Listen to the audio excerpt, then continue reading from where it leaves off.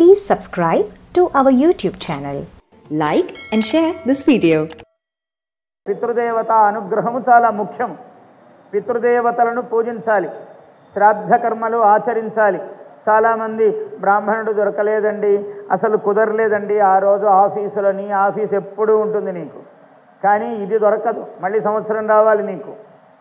కాబట్టి అన్ని పనులు మానుకొని పక్కకు పెట్టి శ్రద్ధతో చేసేదే శ్రాద్ధం.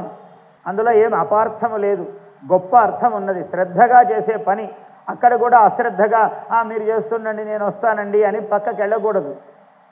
కేవలము తదేక ధ్యానముతో చెయ్యవలసినది. దేవతా పూజ కన్నా శ్రద్ధగా చెయ్యవలసింది పితృపూజ. అంటే దేవతా పూజ అశ్రద్ధగా చేయమని అర్థం కాదు, అంత శ్రద్ధగా చెయ్యాలి పితృతర్పణము శ్రాద్ధము.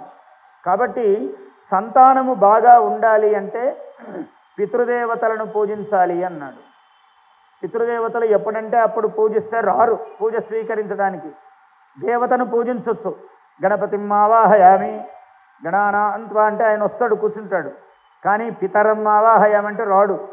అది అమావాస్య కావాలి లేదా ఆ రోజు కావాలి, సంవత్సరానికి ఒక రోజు. అందువల్ల రోజు రారు పితృదేవతలు నువ్వు పిలిచినంత మాత్రం. లేదా గయకు వెళ్ళాలి, లేదా పాలగయ పిఠాపురం వెళ్ళాలి, పురుహూతికాదేవి అంటే అటువంటి క్షేత్రములలోనే ఆవాహితులవుతారు. మన ఇంట్లో కూర్చొని ఇంకెక్కడో కూర్చొని చేస్తే పితృదేవతలు రారు అంత తేలికగా. అందువల్ల నీ సంతానము వంశము బాగుండాలి అంటే పితృదేవతలనే పూజించాలి. రక్షాకామునకు యక్షులు, బలకామునకు మరుద్గణములు, రాజత్వ కామునకు మనురూప దేవతలు. Please subscribe to our YouTube channel.